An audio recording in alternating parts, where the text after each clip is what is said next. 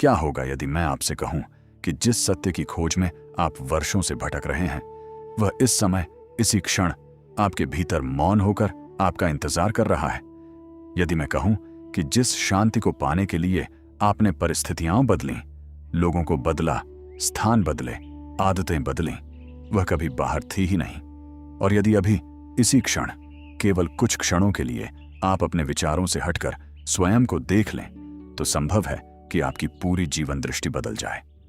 आज का यह श्रवण केवल शब्दों का संग्रह नहीं है, यह आपके भीतर लौटने का निमंत्रण है। इसलिए जहां भी हों, कुछ क्षणों के लिए स्वयं को शांत होने दें। इस यात्रा में किसी विश्वास की आवश्यकता नहीं, केवल खुले मन और ईमानदार निरीक्षण की आवश्यकता है। मनुष्य का सबसे बड़ा आश्चर्य यह नहीं कि वह संसार को जानता है, बल्कि यह है कि वह स्वयं को जाने बिना ही जीवन समाप्त कर देता है। वह तारों की दूरी माप लेता है, समुद्र की गहराई खोज लेता है, विज्ञान के चमत्कार रच देता है, पर अपने ही अस्तित्व की गहराई में उतरने का साहस नहीं करता। यही कारण है कि बाहर की उपलब्धियां बढ़ती जाती हैं, पर भीतर की रिक्तता भी साथ साथ बढ़ती जाती है। जितना अधिक बाहर मिलता है, उतना ही भीतर कुछ अधूरा अनुभव होता है। यह अधूरापन किसी वस्तु की कमी नहीं है, बल्कि स्वयं से दूरी का परिणाम है। अष्टावक्र का संदेश इसी दूरी को समाप्त करने का संदेश है। वे कहते हैं कि जिस सत्य की खोज आप कर रहे हैं, वह भविष्य में मिलने वाली कोई उपलब्धि नहीं है। वह आपका स्वभाव है। उसे बनाना नहीं है, उसे पहचानना है। उसे प्राप्त नहीं करना है, केवल उस पर पड़े अज्ञान के आवरण को हटाना है। जैसे सूर्य को उगाना नहीं पड़ता, केवल बादल हटते हैं और प्रकाश स्वयं प्रकट हो जाता है। उसी प्रकार आत्मा को पाना नहीं पड़ता, केवल भ्रम हटते हैं और आत्मस्वरूप स्वयं प्रकाशित हो जाता है। कुछ क्षणों के लिए अपनी आंखें बंद करने की आवश्यकता भी नहीं है। बस एक सरल प्रश्न अपने भीतर उठाइए, जो इन शब्दों को सुन रहा है वह कौन है? ध्यान दीजिए, उत्तर देने की जल्दी मत कीजिए। यदि मन तुरंत कहे मैं हूं, तो फिर पूछिए, यह मैं कौन है?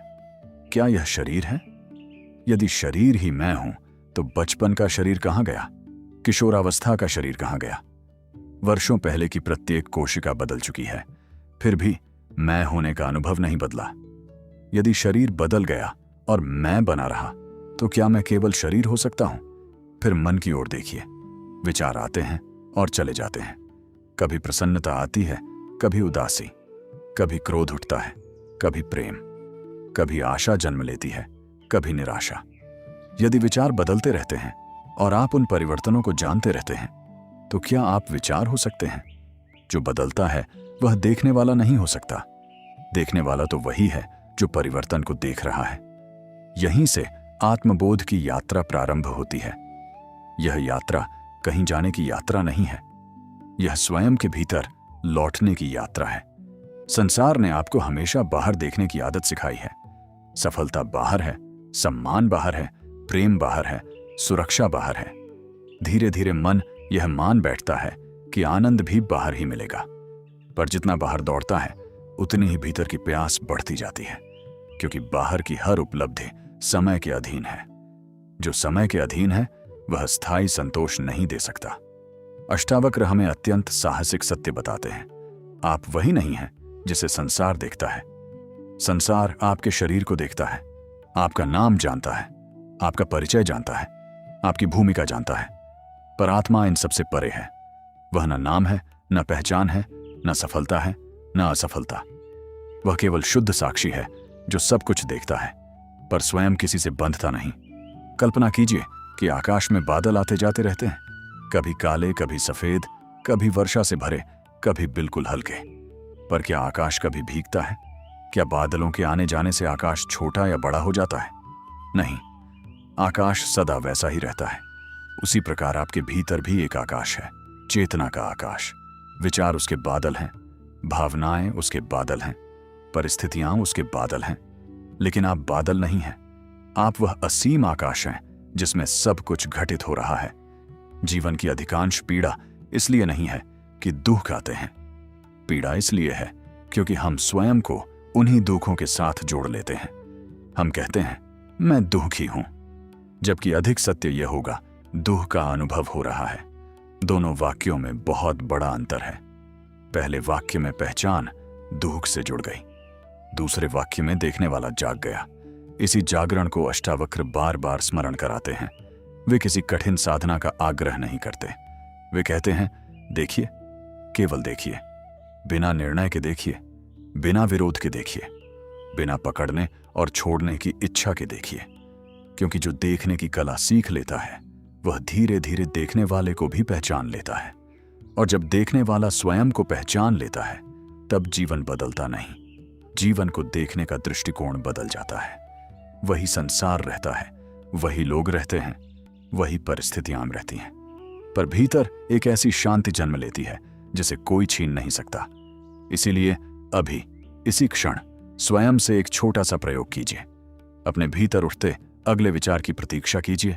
उसे रोकिए मत, उसे बुलाइए भी मत, केवल प्रतीक्षा कीजिए, और जैसे ही विचार आए उसे देख लीजिए। अब स्वयं से पूछिए, जिसने विचार को देखा, क्या वह भी विचार था? यदि नहीं, तो वही आपकी यात्रा का पहला द्वार है। जब मन पहली बार यह सुनता है कि आप आत्मा हैं, शरीर या मन नहीं, तब वह इस वाक्य को एक विचार की तरह स्वीकार कर लेता है। लेकिन अष्टावक्र का उद्देश्य आपको एक नया विचार देना नहीं है। वे आपके भीतर ऐसी दृष्टि जगाना चाहते हैं जहां किसी विश्वास की आवश्यकता ही न रहे। क्योंकि विश्वास उधार लिया जा सकता है, पर अनुभव कभी उधार नहीं लिया जा सकता। किसी और का अनुभव आपके लिए प्रेरणा बन सकता है, किंतु वह आपकी मुक्ति नहीं बन सकता। मुक्ति तो उसी क्षण आरंभ होती है जब आप स्वयं अपने भीतर उस मौन साक्षी को पहचान लेते हैं जो जन्म से पहले भी शुद्ध था, जीवन के बीच भी शुद्ध है और परिवर्तन के प्रत्येक क्षण में अपरिवर्तित रहता है। अपने जीवन को स्मरण कीजिए। कितने ही ऐसे क्षण आए होंगे जब आपने सोचा होगा कि अब सब समाप्त हो गया।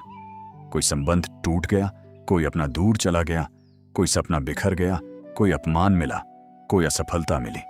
उस समय लगा होगा कि अब जीवन में कुछ शेष नहीं। लेकिन आज जब आप पीछे मुड़कर देखते हैं तो पाते हैं कि वे घटनाएं चली गईं, वे भावनाएं भी चली गईं, वे आंसू भी सूख गए। समय उन्हें अपने साथ बहा ले गया, पर एक बात कभी नहीं बदली। वह जो उन सभी घटनाओं का साक्षी था, बचपन में भी वही था, युवावस्था में भी वही है, और आज भी वही मौन उपस्थिति आपके भीतर विद्यमान है। उसी को पहचानना आत्मबोध की दिशा में पहला वास्तविक कदम है। मन एक अद्भुत जादूगर है। वह हर क्षण आपको बाहर की ओर खींचता रहता है। वह कहता है, यदि यह मिल जाए तो मैं शांत हो जाऊंगा, यदि वह व्यक्ति बदल जाए तो मैं प्रसन्न हो जाऊंगा, यदि परिस्थिति अनुकूल हो जाए तो मैं निश्चिंत हो जाऊंगा। लेकिन क्या ऐसा कभी हुआ? एक इच्छा पूरी हुई, दूसरी खड़ी हो गई। एक लक्ष्य प्राप्त हुआ, नया लक्ष्य सामने आ गया। एक चिंता समाप्त हुई, दूसरी ने स्थान ले लिया। ऐसा इसलिए क्योंकि मन का स्वभाव ही असंतोष है। मन भविष्य में जीता है, जबकि आत्मा केवल वर्तमान में है। इसलिए जो मन के पीछे चलता है वह भविष्य के मृग तृष्णा में भटकता रहता है, और जो आत्मा की ओर मुड़ता है वह इसी क्षण पूर्णता का स्पर्श करने लगता है। अष्टावक्र कहते हैं कि संसार को बदलने का प्रयास करने से पहले स्वयं को देखने की कला सीखिए, क्योंकि संसार वही दिखाई देता है जो मन की स्थिति होती है। जब मन अशांत होता है तब सुंदरतम दृश्य भी फीका लगता है, और जब भीतर शांति होती है तब साधारण सा क्षण भी दिव्य प्रतीत होने लगता है। इसीलिए समस्या संसार नहीं है, समस्या वह दृष्टि है जिससे संसार को देखा जा रहा है। कल्पना कीजिए कि एक झील का जल पूरी तरह शांत है। उसमें आकाश, चंद्रमा और तारे स्पष्ट दिखाई देते हैं। लेकिन यदि वही जल लहरों से भर जाए तो प्रतिबिंब टूट जाता है। क्या आकाश बदल गया? नहीं, केवल जल अशांत हुआ। इसी प्रकार सत्य कभी नहीं बदलता, बदलता केवल मन है। जब मन शांत होता है तब आत्मा का प्रकाश स्पष्ट दिखाई देने लगता है। जब मन विक्षुब्ध होता है तब वही प्रकाश छिपा हुआ प्रतीत होता है। यही कारण है कि अष्टावक्र बार बार आग्रह करते हैं, मन से युद्ध मत कीजिए, उसे दबाइए मत, उससे घृणा मत कीजिए, केवल उसे देखिए। क्योंकि जिस क्षण आप देखने लगते हैं उसी क्षण आप मन से थोड़ा अलग हो जाते हैं, और यही दूरी स्वतंत्रता का प्रारंभ है। पहले विचार आपको बहा ले जाते थे, अब आप उन्हें आते जाते देख रहे हैं। पहले क्रोध आपको अपना बना लेता था, अब आप देख रहे हैं कि क्रोध आया, कुछ देर ठहरा और चला गया। पहले भय आपको जकड़ लेता था, अब आप अनुभव कर रहे हैं कि भय भी एक लहर है जो उठती है और विलीन हो जाती है। धीरे धीरे आपको अनुभव होने लगेगा कि आपके भीतर दो स्तर हैं। एक स्तर पर निरंतर परिवर्तन हो रहा है, विचार, भावनाएं, इच्छाएं, स्मृतियां, कल्पनाएं, और दूसरे स्तर पर एक मौन उपस्थिति है जो केवल देख रही है। वही वास्तविक मैं है, वही आत्मा है, वही आपकी शाश्वत पहचान है। कितना आश्चर्य है कि मनुष्य अपने घर की रक्षा करता है, अपने धन की रक्षा करता है, अपने सम्मान की रक्षा करता है, पर अपने भीतर की जागरूकता की रक्षा नहीं करता। दिन भर मन जहां चाहे वहां दौड़ता रहता है, कभी अतीत में, कभी भविष्य में, कभी तुलना में, कभी ईर्ष्या में, कभी भय में, और फिर रात को वही थका हुआ मन कहता है, मैं शांति चाहता हूं। पर शांति चाहने से नहीं आती। शांति तब प्रकट होती है जब देखने वाला जाग जाता है। याद रखिए, आत्मा को देखने का अर्थ किसी प्रकाश का दिखाई देना नहीं है, न कोई चमत्कार होना आवश्यक है। आत्मा को देखना अर्थात स्वयं को उस रूप में पहचानना जो हर अनुभव का साक्षी है। यह पहचान जितनी सरल है, मन के लिए उतनी ही कठिन प्रतीत होती है, क्योंकि मन हमेशा असाधारण अनुभव चाहता है। उसे लगता है कि आत्मज्ञान किसी दिव्य घटना का नाम होगा। लेकिन अष्टावक्र कहते हैं कि सबसे बड़ा चमत्कार यह समझ लेना है कि देखने वाला कभी बदलता ही नहीं। अभी भी यदि आप शांत होकर सुन रहे हैं तो इस सुनने में एक ऐसी उपस्थिति है जो शब्दों से परे है। शब्द आते हैं और समाप्त हो जाते हैं, वाक्य बदलते जाते हैं, अर्थ बदलते जाते हैं, लेकिन सुनने की जागरूकता वही रहती है। उसी जागरूकता को पहचानिए, वही आपके भीतर का द्वार है। उसी द्वार से प्रवेश करके आर्षियों ने अमृत का अनुभव किया। उसी मार्ग पर चलकर असंख्य साधकों ने भय से मुक्ति पाई। जब आप अपने भीतर इस साक्षी को बार बार स्मरण करेंगे, तब धीरे धीरे जीवन का भार हल्का होने लगेगा। आप अपने कर्तव्यों से भागेंगे नहीं, बल्कि उन्हें अधिक सहजता से निभाएंगे, क्योंकि तब कार्य होगा पर कर्तापन कम होगा, प्रेम होगा पर आसक्ति कम होगी, संबंध होंगे पर उनमें भय कम होगा। सफलता आएगी तो अहंकार नहीं फूलेगा, असफलता आएगी तो आत्मसम्मान नहीं टूटेगा। यही आंतरिक स्वतंत्रता है, यही अष्टावक्र की शिक्षा का सार है। अब तक की यात्रा में आपने एक अत्यंत सूक्ष्म बात को समझना आरंभ किया है, यह कि जो बदलता है वह आपका वास्तविक स्वरूप नहीं हो सकता। शरीर बदलता है, विचार बदलते हैं, भावनाएं बदलती हैं, परिस्थितियां बदलती हैं, यहां तक कि जीवन के बारे में आपकी धारणाएं भी बदल जाती हैं। किंतु एक ऐसी उपस्थिति है जो इन सब परिवर्तनों की साक्षी बनी रहती है। आज हम उसी उपस्थिति के और निकट चलेंगे, क्योंकि अष्टावक्र कहते हैं, जिस दिन आपने अपने भीतर उस मौन साक्षी को पहचान लिया, उसी दिन जीवन का सबसे बड़ा रहस्य खुल जाता है। मनुष्य का सबसे बड़ा भ्रम यह नहीं है कि वह संसार को सत्य मान बैठा है। सबसे बड़ा भ्रम यह है कि उसने अपने विचारों को ही अपना स्वरूप मान लिया है। सुबह एक विचार आया, मैं सफल हूं। शाम को दूसरा विचार आया, मैं असफल हूं। कभी मन कहता है, मैं योग्य हूं। कभी वही मन कहता है, मैं किसी योग्य नहीं हूं। यदि आप ध्यान से देखें तो पाएंगे कि यह सब मन की आवाजें हैं। लेकिन इन आवाजों को सुनने वाला कौन है? क्या वह भी बदलता है? यदि वह भी बदलता तो आपको परिवर्तन का पता ही कैसे चलता? कल्पना कीजिए कि आप नदी के किनारे बैठे हैं, जल निरंतर बह रहा है, एक भी बूंद स्थिर नहीं, फिर भी किनारा स्थिर रहता है। उसी स्थिरता के कारण आपको बहते हुए जल का अनुभव होता है। यदि किनारा भी बहने लगे तो नदी का अनुभव ही समाप्त हो जाएगा। इसी प्रकार आपके भीतर एक ऐसा किनारा है जहां सब कुछ बदलता हुआ दिखाई देता है, पर वह स्वयं नहीं बदलता। वही आपकी आत्मा है, वही चैतन्य है, वही शुद्ध साक्षी है। अष्टावक्र किसी जटिल दर्शन की चर्चा नहीं करते। उनका प्रत्येक वचन सीधा आपके अनुभव की ओर संकेत करता है। वे कहते हैं, अभी इसी क्षण देखिए, इस समय जो विचार उठ रहा है वह कुछ ही क्षणों में चला जाएगा, लेकिन उसके जाने का ज्ञान किसे होगा? वही आपका वास्तविक स्वरूप है, उसी को पहचानिए। कभी कभी जीवन में ऐसा क्षण आता है जब सब कुछ रुक सा जाता है। किसी पर्वत की चोटी पर खड़े होकर, किसी शांत नदी के किनारे बैठकर, किसी मंदिर की घंटियों के बीच, या किसी गहरी रात में आकाश की ओर देखते हुए अचानक भीतर एक मौन उत्तर आता है।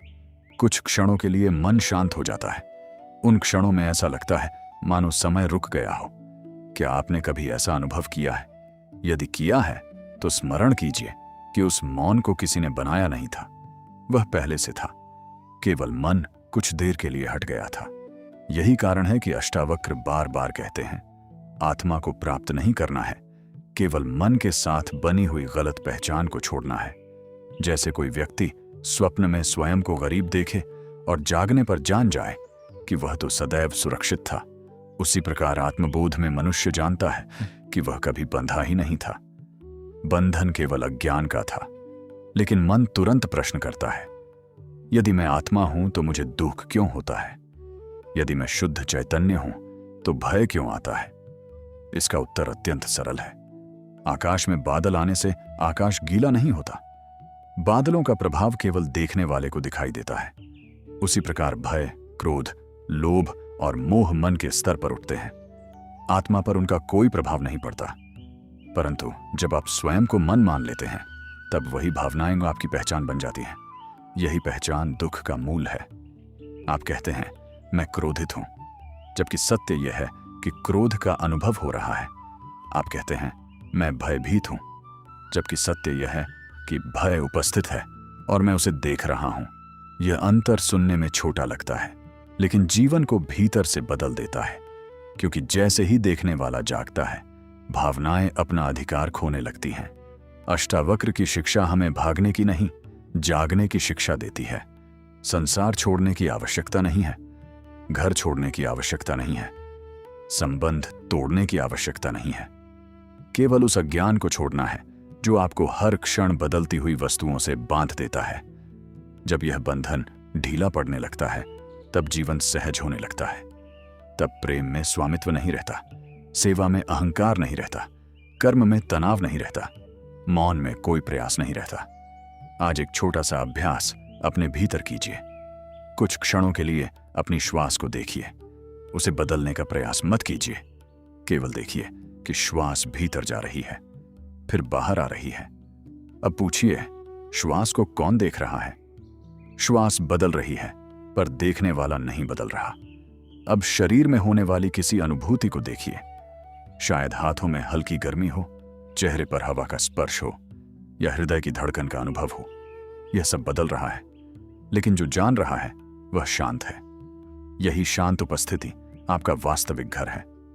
मन संसार में भटक सकता है, लेकिन आत्मा कभी कहीं नहीं जाती। वह न अतीत में है, न भविष्य में। वह केवल वर्तमान की पूर्ण जागरूकता है। इसलिए अष्टावक्र वर्तमान क्षण को इतना महत्व देते हैं, क्योंकि अतीत स्मृति है, भविष्य कल्पना है, और आत्मा केवल इसी क्षण में अनुभव की जा सकती है। जब आप बार बार इस साक्षी भाव में लौटेंगे, तब धीरे धीरे एक अद्भुत परिवर्तन होगा।